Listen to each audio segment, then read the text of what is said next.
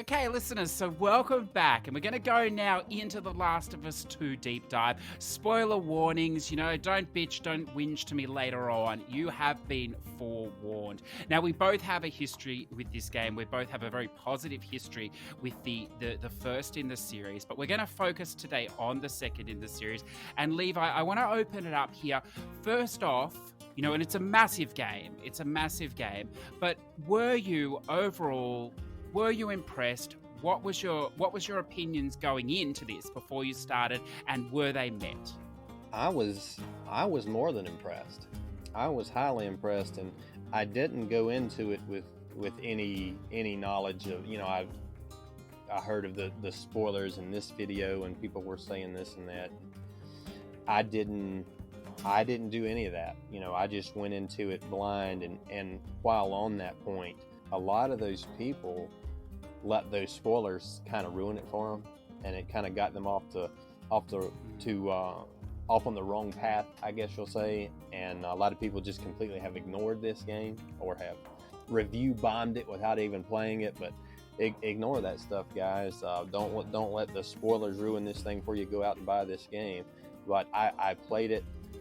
I loved it. Am I going to lie to you and say I liked it better than the first one? No. I don't even like it as good as the first one. That said, this is a top tier game. The first game, and that was the first game once I got back into gaming. Anybody that listened to the first half of the episode, I'm almost certain that was the first game I played, was the Last of Us. And that is just a complete masterpiece. That is a true 10 out of 10 game, arguably the greatest game ever made. So I did go into this hoping it would be as good as the first one, not expecting it, and not going to be disappointed if it wasn't. I mean, we're talking about what truly may be the greatest game ever made. Can you do that twice? That's a challenge. So I did not expect them to do that again. I did expect it to be good. It met my expectations, and it's a longer game. Parts of it I like just as good, parts of it not quite as good as the first one, but yes, to keep it as short as I can, it met my expectations, and I loved the game. Yeah, I like that. I think for me, listeners, I didn't go in with expectations. So I played the first one on PS3 and then the remaster on PS4. One of the things I'm always cautious of, whether it be sequels in games, sequels in movies, books, anything, is that how true will it stay, informed to the first one, or how much will they deviate and experiment with new things? And I think, Naughty Dog is a very established studio. There's no question about it. But I think they still found a new direction in this game. Yes, obviously the story overarching is the same, but they lent, and I'm interested in your opinion here, Levi, they really lent into the narrative in this game, even more so than the first one. And I want to sort of address this split narrative, which wasn't in the first one at all. Now you're playing, as Ellie and Joel for a little part of the game at the start, but then you also have the secondary narrative in the second half of the game with Abby here, totally on the other side. How did you find that split narrative for yourself? CJ, I loved it. I really enjoyed it. Overall, I probably enjoy the style of the first game a little better, not having the split narrative. But this game, I don't know how long it took you, CJ, but it took me 27 hours. So it took me about 1.5 times the length. And seeing as it was longer, them splitting the narrative, I'm going to say, hey, that wasn't a bad move. And I'm going to go as far as to say I enjoyed the second narrative better than the first. Yeah. See, now this is interesting. So let's pick up on this point here, because I think this is where a lot, and I understand there's a lot of review bombing and just people being dicks, but there is also a large portion of the audience that don't like this game because of the deviation it's taken from the first one. And I think a lot of this is located in the second half of the game. Naughty Dog were also very careful not to release any footage for review copies of the second half of the game either, well in advance. So in a way, they were protecting it because it is a big deviation. I think Yeah. I think one of the issues that people perhaps have, and look, I noticed it myself, is that the pace of the game really slows down in the second half. It becomes very cutscene heavy. It becomes, as we said, very narrative heavy compared to the first half. I don't know if you see that, if you think that's a fair comment. It's not a criticism, just a comment, and whether you perhaps like that style then in your game.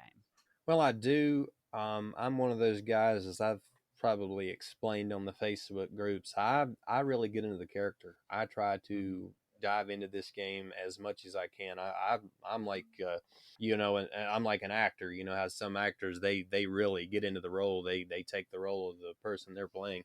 I'm not an actor, of course, and not to that degree, but I do. I try to become the person in the game, and the narratives, the story, just taking you deeper and deeper into what's going on. That heavy narrative style, I love it. That being said, not only that, I think I enjoyed the combat a little better in the second half as well. Even though there was less of it, I thought it was more meaningful combat, and Mm. I I enjoyed it. And I also thought the second half. Well, I better save that. I was going to mention the uh, resources and whatever you call it, resource allocation, having to be sparring with your resources. We'll save that for later on. But I like the resource aspect of the second half as well a little better too.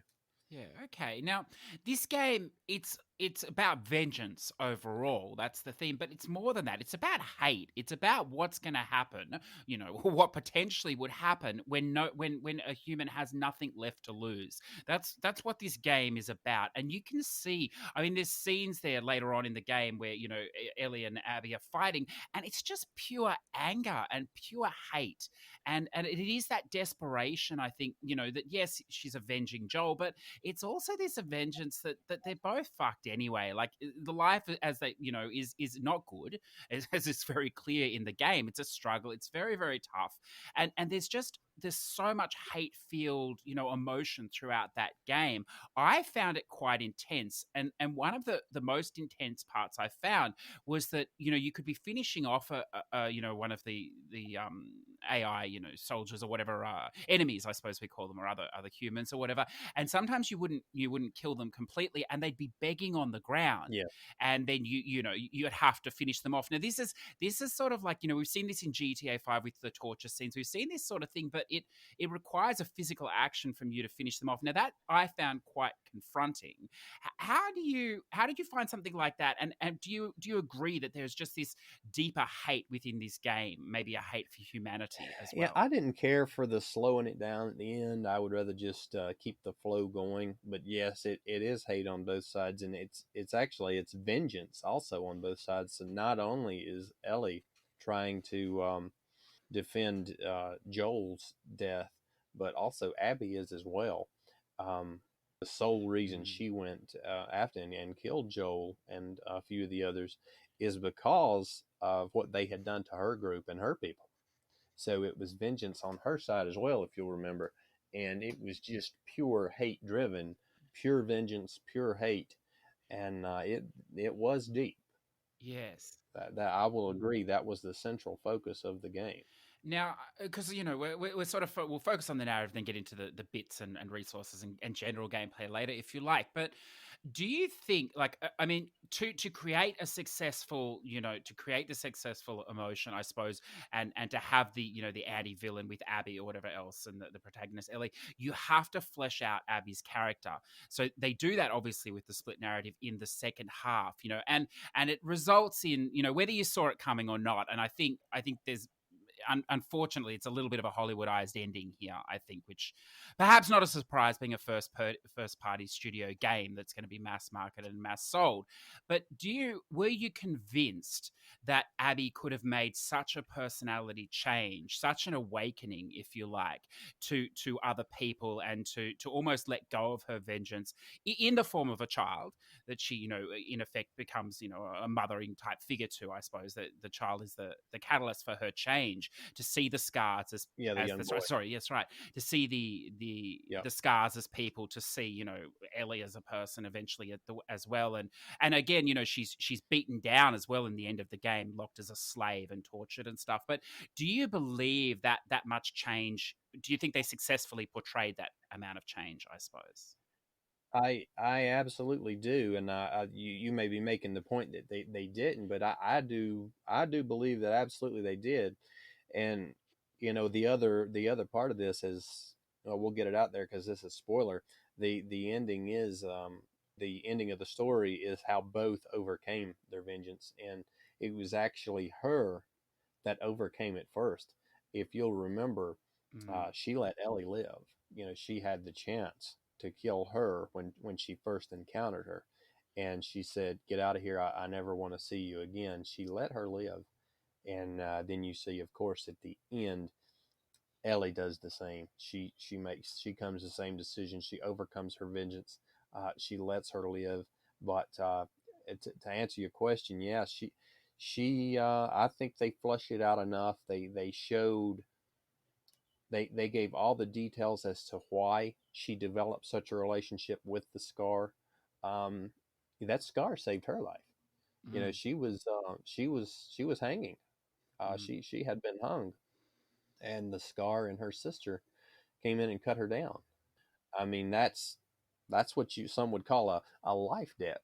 So in effect, she owed that scar a life debt, and I think that's how she viewed it. This scar has saved my life. I owe her a life debt. She's probably not going to live without me, especially the sister isn't, with her arm, which has messed up at the time. I can see a bond that strong growing after someone saves your life. I mean, that's a huge thing.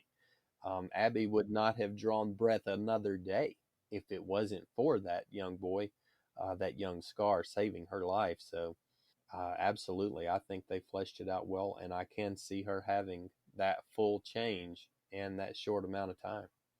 Yeah. Okay. I like that because I agree. I think it was well done. I mean, the game couldn't be any longer. I think it was long enough, so you couldn't drag that section on. But one of the things I love about games is that there's no subtlety, or there's very rarely subtlety. I think a lot of when we look at independent film, and maybe not Hollywood film so much, but and literature as well, and even art, visual art, there's often a lot of subtlety. There's often the audience is only led to a certain point and they need to make the connection. But in video games, quite often they just bash you over the head. And I'm referring here, and I'm interested to see your take on this, on the scars. Now, the scars are, the third group of people, I suppose, if you like, the split living on their island. Now, they're clearly led and idolized by a messiah-like figure that's, carved into trees. It's on buildings from Yes. early on in the game, but it's also a messiah figure, and I think this is a bit of a comment, perhaps, on religion, greater religion too, which tread carefully, but it's a distorted messiah figure, of course, because the people have taken the word of this character who's no longer alive, I assume, and they've twisted it really, and it's broken down into the way they live now. How did you find that element in there? Because it is a third element, definitely, within the Oh, game. absolutely. I wish they had flushed the scars out a little more, because I was intrigued, and all you got was little side details here and there. But like you said, you did learn that yes, they are a highly religious group. These people, they have their own living customs, their own eating customs. It's, yeah, some would, I guess you would call it a religious cult. Some people might consider a religious cult, but I thought they did them very well, and I think what it is, CJ, is I think they have set the Scars up to be a major player in the third game. I think we will learn a lot more about them, and I loved how they introduced them. They are the third player, and I look forward to seeing more about them. Yeah, I like that. I like it. So let's save the ending till the end, because that's an effective place for it, I suppose, listeners. And let's have maybe a bit of a look at the gameplay itself, and as you said, the resource management. Let's start off with one of the things that amazed me from the very beginning was the attention to detail. So this is a very linear game. I've been playing a lot of big JRPGs lately, so immediately I felt confined by the game, but one of the great things about a linear game like this is that the detail is always so much higher than is possible in a a big open world game with graphics and stuff. So I found, and I Yes. noticed very early on riding through the snow, and if you bump the tree, the snowdrifts would fall out of the tree. Stuff like this, and I thought the game was incredibly beautiful. I thought Jackson, I have been to Jackson as well, and obviously it's a pared down version, but it gave me the feel of that place, and I really enjoyed that. Did you find this as well? This sort of detail and this beauty within the game. Oh yeah, as beautiful as the first. Even when I split this game apart and I rank it in the different categories, I give gameplay a 10 out of 10. Mm, Very detailed, very smooth on the topic of resource management, which I wanted to touch on. I liked mm, the resource management of the first game a little better. It might be where I'm just a big Resident Evil guy. I don't know, but for me, in the first game, when you said for one, you had to craft your shivs, which is something Ellie did not have to do. When Abby had to do it, she got 2 for 1, and there was never a shortage. You've always got a ton of shivs. But in the mm, first one, a lot of times I was faced with a situation that, hey, can either shiv this door open or I can use this shiv to take out a clicker, but I cannot do both. I can't do both. Maybe I'm out of ammo and mm, I have to use it. Shiv the clicker. If I want to open the door, I've got to sneak around the clicker. If I open the door, maybe I'll get the clicker's attention, then I'm dead. So you had that resource management that you really had to focus on mm, in the first one. And I really love that. I eat that mm, stuff up. You didn't have that quite, not nearly as much in the second game. That's my personal opinion of it. One other aspect that kind of bugged me is, if you'll remember, you might not have even had this issue, but in the second half, an Abby's playthrough, you always saw the binding tape everywhere, but you could hardly ever find any scissors. But anything you crafted that required one also required the other. So you would think it would be about a 50-50 distribution, but I always was out of scissors and I always had 3 binding tapes, which made no sense to me. But that's my little spill on the resource management part of it. I didn't like that quite as well.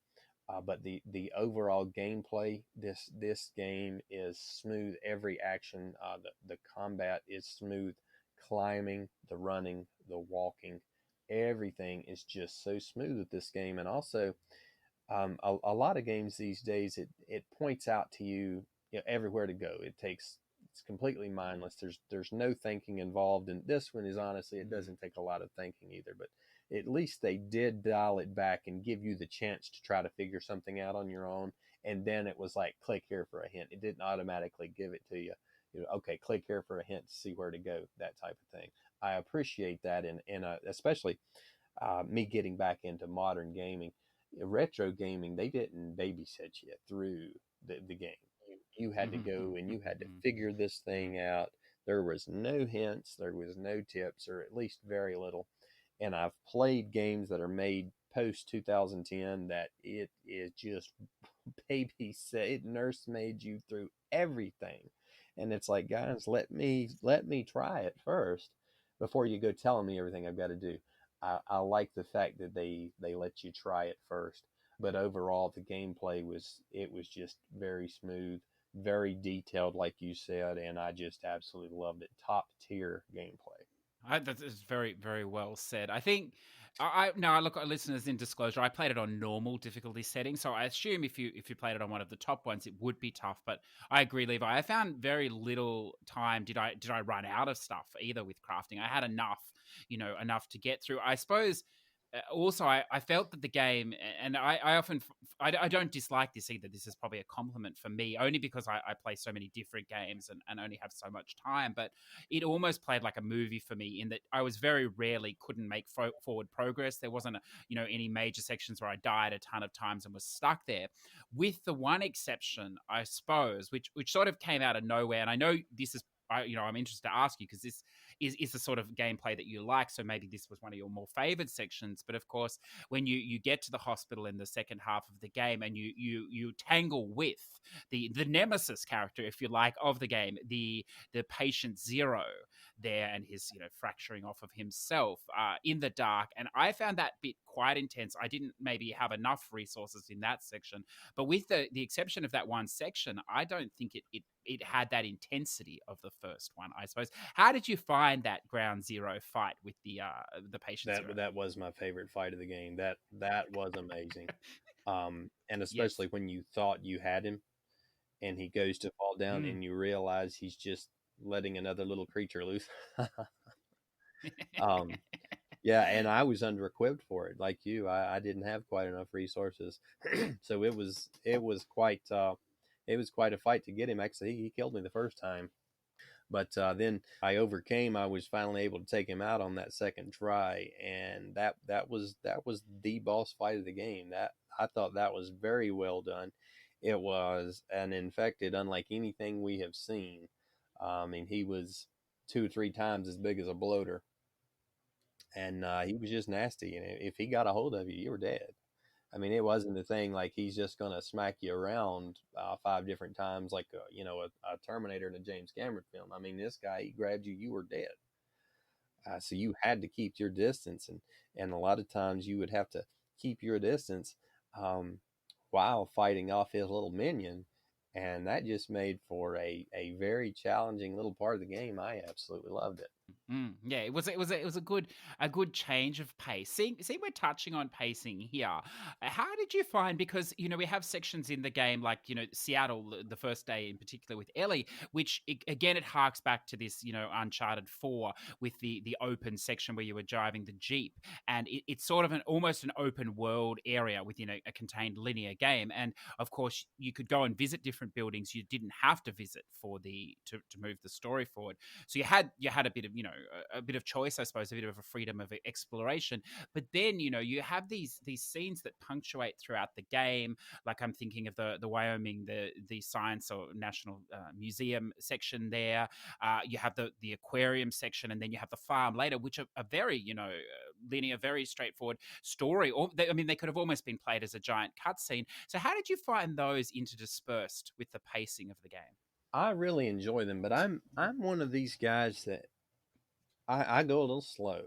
I like to take my time. I like to see every little aspect of the game. Um, I'll go find those little nooks and crannies because, us, gamers and people who appreciate the industry, every little scene, every little part of this game, someone like you or I with, a coding or a programming degree, of course, they have took a lot of hours of their life to make Mm, that little section of the game. And CJ, I want to see them all. I mean, I mm, don't necessarily do all the finding the trophies and all that. It's not about finding the collectibles to get the trophies. For me, it's just seeing everything I can see. And those little open world things, I love it. I will explore in detail, find the little secrets, and it's a great opportunity to build up your resources. Because in this game, you have to upgrade yourself personally in several different ways. You've got to find the tools, the little nuts and bolts to upgrade your weapons. You've got to find the little vitamin bottles, the little pill bottles to upgrade yourself. And those are great opportunities for the people that want to take that extra 10 minutes and enjoy what the developer has created. That's their way of rewarding them with, hey, now you can upgrade yourself where you can move faster in the listen mode, or whatever it is you want to do.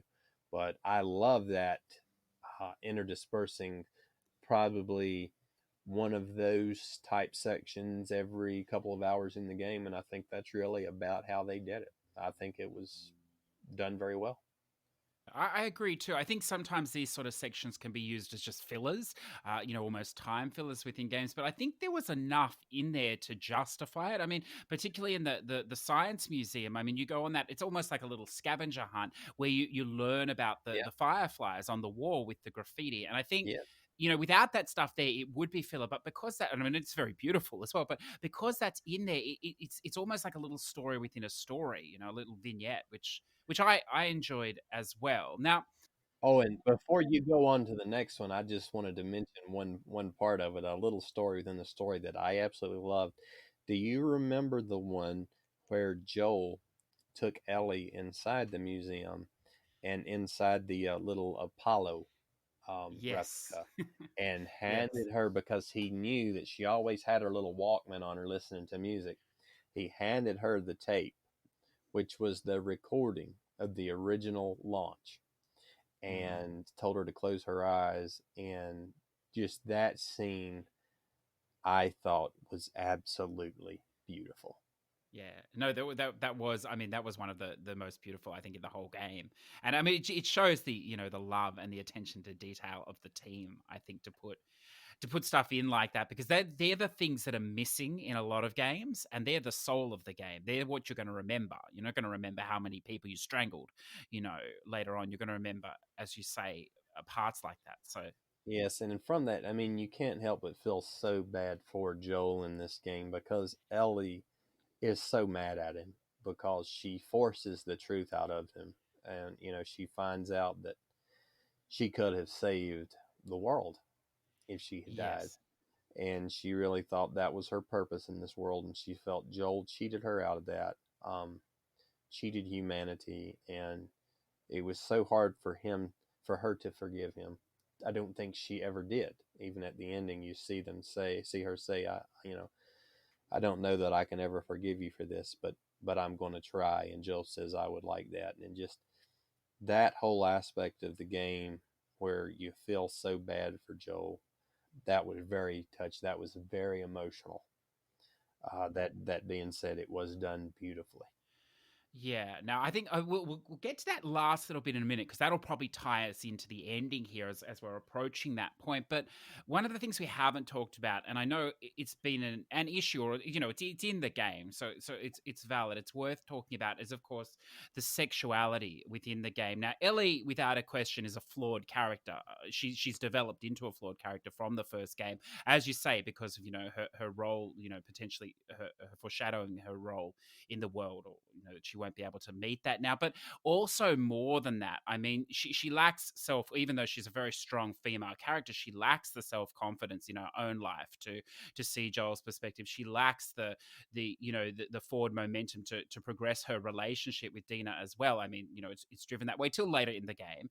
And it's almost and I tread carefully here, but it's almost a stereotype, I think, of people that choose to live this lifestyle, is that that they have difficulty in pushing forward or establishing themselves in society, and feeling comfortable, and all these things. And I think it's definitely in this game, because I don't know if you picked up, but the boy Scar, Lev, I believe, now he shaved his head because he was going to be turned into a wife for one of the leaders. Now he's a male character. That's an interesting point I found there as well. And then later on, and I know Joe, who unfortunately couldn't be here with us today, listeners, because he just got a bit waylaid with the game, he would love to us to talk, of course, of the straight sex scene as well, which is incredibly violent scene taken from behind there. And so there's a lot of comment on sexuality in this game. I don't know, whether how much you took notice of it, or whether you thought it was too much of a pushing an agenda, or how you feel they dealt with that. Yeah, I mean, on a personal level, I do think they pushed that a little too much. As far as the scenes themselves, they weren't nearly as hardcore as people were making them out to be. Um, not by any stretch of the imagination, but as far as the whole sexuality, and, they took it too far. Just a complete absence of strong male characters in this game. I don't think there was a single, except for Abby's boyfriend. What was his name? Not Russ. I'm drawing a blank on his name. What was his name, CJ? Oh, I don't remember, but yes. I know who you're referring to. Yes, Whatever his Owen. name. Owen, sorry, Owen. Owen. That's right, Owen. Aside from him, there was really no other strong male figures, and they just, it's like they were just beating you over the head with this strong, independent female character. They went a little too far with it, and I see how that turns some people off to the game. Why it's got a little more negative reviews. Why they went that direction, I don't know. But to me personally, it doesn't really bother me. I mean, I don't care. But they went a little too far with the whole sexuality and the whole gender thing. But was it far enough to ruin the game? No, that's also an exaggeration. It's not enough to ruin the Yes. game for me. No, no. I tend to agree with you, and obviously, my point is clear on the issue anyway, as you know, listeners, by my lifestyle as well. But one of the things that and I'll just take a little moment here if I can, Levi. One of the things that I found interesting is while I was playing this game over sort of 4 days or so, we were also watching the new season of 13 Reasons Why. Now, I don't want to get into that particularly, other than to say that show has a lot of. In fact, I think it had three homosexual couples. There was many gay couples in that predominantly straight show, or definitely straight show, as there were others, which was an interesting push. And why I'm bringing it up is that again, towards the end or whatever, they do a very surface treatment for a show that sort of dealt with that issue quite well. It has a very, if you've seen the ending, and I won't get into it, it's very surface treatment. It's very stereotypical what happens, and I don't think it does these type of relationships any good at all. And it doesn't empower people that are living like this, and so they can see others that do that, which is important regardless of what you think for young people. But it doesn't also help the other side to understand either. And I have a feeling this game is very similar. I don't know that it added anything either way. It was sort of surface treatment, because every time it didn't explore why Ellie is flawed with her relationship with women to a degree as well. And it doesn't explore how they really even get to that end point, I suppose. And it's almost like a Disney-esque thing, I think. And I mean, it could have easily been a man there, I think. And I know her character. I mean, Levi, we never even found out that until the DLC part of the first game anyway, where it was dropped in suddenly. And I'm not suggesting it's a cheesy type thing, but I think if you're going to do it, you need to do it a little bit better, perhaps, or a little bit deeper, or maybe you just don't do it at all, as maybe you were sort of suggesting. Yeah, I agree. I don't think it does the community any favors the way they handled it. It doesn't No. allow other people a better understanding, and I agree with you. It wasn't handled completely well. That being said, I passionately disagree with the people who are boycotting the game over this. I think that's just silly. Buy this game, Yes. play it, enjoy it. It is a masterpiece. Yes. Now, just before we get to the ending, one of the great things. Now, I'm not sure if you experimented with this, but there are a lot of accessibility options when you start the game or at any time in the menu system. Now, because I'm not an impaired gamer visually, or in these ways, or physically, I'm a very lucky, I suppose. And Levi, I understand you're the same. I don't look at these options or whatever. But a listener reached out to me, and he was explaining how good some of these options were, and even going forward, this would be his new standard in what he was looking for in games. And I'm talking here, Levi, about for people that suffer from vision impairment in particular. There were some wonderful additions here with text to speech, the menu systems and stuff like this. I don't know if you looked into the menu system at all, but it's an exciting thing to see that. No, I haven't. I hope you'll elaborate because I don't know anything about this. So I'm interested to hear. So yeah, Yeah, if you don't care, share with us yeah. what all this is Yeah, here. well, look, I started the game. I didn't know about this, and he reached out to me early on, so I turned some of it on and played with it. And so you can in effect put a sonar on the game if you like, where you tap and it will beep the locations of the enemies. So if you can't maybe see them properly, and I'm not talking about you can't see them because they're behind a building. It's because you physically, your eyesight doesn't allow for that distinction. Perhaps you can hear, if you're wearing headphones, which direction the enemy sort of is, or a collectible is, or even where to go. You can Really, change the colors of your enemies, so with it they can really. superimpose them. Yeah, in the background. So some wonderful, and I've only just surface treatmented it, I think, but some wonderful options there. There's text to speech for the menus as well, so if you can't read them. But now, just not to interrupt you, but you're saying, just so I'm clear, you're saying they pitch the sound to where you can actually tell, hey, is the bad guy to the left? Is he behind me? Is he in front of me? You can tell from the sound. Is that what you're Yes, saying? yeah, the direction. So if your if your sound system would allow that, I suppose. I mean, it would be difficult out of a TV, but I played the whole game in headphones anyway for the atmosphere, and you could definitely hear the it almost. I was thinking, I wonder if I close my eyes, if I could navigate this section just by sound, because it does give you the direction, the directional sort of flow, I suppose, of where they're coming from. So it's something I've never seen in a game before, and I think it's Oh, very that's exciting. amazing. I did not know that. Hell, I have no visual impairments at all, and that sounds interesting to me Mm. playing it that way next time Yes, myself. yes, yeah. Well, it is, and we might, in the future look into this more. But it was a wonderful thing. So I just wanted to mention that just briefly. Now let's get to the ending. So we've talked about, that they both, they make self realizations or whatever else. But I want to ask you, how did you feel about the very ending? Do you think Ellie returns to the farm? She's there by herself. It's Dina has moved on or whatever else. To me, took away a strong feeling that Ellie was the loser here. Ellie had made a mistake. Her vengeance had cost her her relationship, had cost her the young child, and I think at the end where she lays the guitar down, which is a beautiful reference to the first game title screen as well, I think she's lost everything. She has lost, and it makes you hate that character, her wife, um, because she had made Tommy that promise. Mm, And I mean, what do you do in that situation? And you'll remember when Tommy first approached, Ellie wasn't allowed to answer. Her wife, and forgive me, I'm terrible with names. I can't remember her wife's name right now. But mm, when Joel is not Joel, when Tommy, Joel's brother, when he is mentioning that, when he's pulled out the map, that he has found these people. You've made us a promise. Let's go avenge this. Ellie doesn't actually say anything. It's her wife that jumps in and says, "Hey, this is behind us. She's not doing this now. I'm not going to let her. You need to go on and get out of here and quit this stuff." And she's not even allowed to talk. She says nothing if I remember correctly, she says nothing in that scene.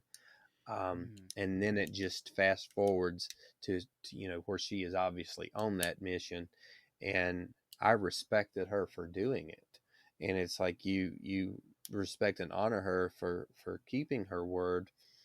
She comes back and she's lost it all. So she was in a true no-win situation there. Either she would lose Tommy's friendship, probably his respect, his trust, his friendship, or what she didn't know at the time, but lose her wife, mm. and she did. She completely lost. She really did, and I think I wonder too if that's tied up in some of the dissatisfaction in the game, because early on, well, not early on, in the second half of the game, where Abby goes after them or whatever, and Owen says that he'll come with her, and you find out that Owen's other girlfriend or real girlfriend, I suppose, main girlfriend, is pregnant, and Abby says, Yep, "No, get your priorities right. You stay here." And I think that's a mark of just how much more I suppose mature and maybe perhaps grounded Abby was. And perhaps we'll disagree on this point, but yes, obviously eating Ellie up a lot to avenge Joel even at the end. But I mean, that was exactly the role reversal. Ellie's responsibility was to stay home and for want of a better word, protect the family, build the family and everything else, and to leave that behind, and she couldn't do that. And one thing that I liked is it would have been very easy for them to have a happy ending with the family all there and welcoming her back, and everyone's happy and it's lovely. And by not doing that, I think that's a much truer comment on real life, because I think it there are is. that's an extreme situation, but there are times where we come to our life where we come to a choice like that with a partner or whatever else, and if we make that choice, it will have severe consequences. And I liked that they didn't sugarcoat that ending at all. I agree, and I like it as well. And I think it leaves the game more open to a part three, because if you'll Yes. remember, you don't even know what becomes of Abby. Um, Yes. all you know is that she gets on that boat, with the boy, and forgive me of names. I'm terrible Mm. with names, but she gets on the boat with him. That's all you see. Mm. So who knows? Who knows her ending? She, I think she'll be a main character, obviously, in the third part. But who knows what she's went on to do? And very hard reality for Ellie. Um, I think it left the series open perfectly for a third part. Mm. But I agree. you definitely want to hate Ellie's wife. Mm, mm. Well, I mean that's the point of the game, isn't it? Hate.